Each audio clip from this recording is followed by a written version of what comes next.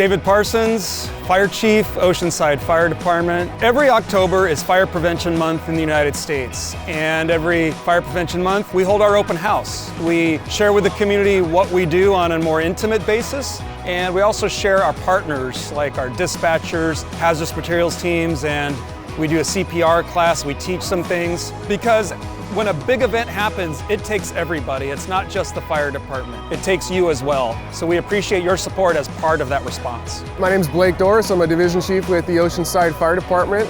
One thing people might not think about in the fire service is that we have to eat throughout the day, and we have those meals together as a family. We want to extend that opportunity to our public, so we have a pancake breakfast where they offer the public to participate in sharing a meal with the firefighters. We're also looking to recruit, and we want to provide an opportunity for them to know what this career is, what it looks like. We provide live skills demonstrations of our firefighters in action. We bring in a truck company where they put up the ladder, they rappel from a building.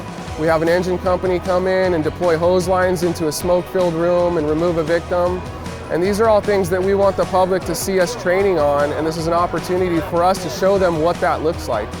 So if you look around at our facility, we have partners from all over the community. We have the police department, we have Reach Medical, Office of Emergency Services, we have hazardous materials, the CERT team, which is Community Emergency Response Team. We look at prevention, we look at recovery, reducing the harm of impact when these things happen. So public safety really is a whole of community process, and everybody is a part of the solution. We ask you to be a part of the solution, learn how you can be involved. We encourage you to visit our website. There is a lot of information online about public education, about safety, and about what your fire department does.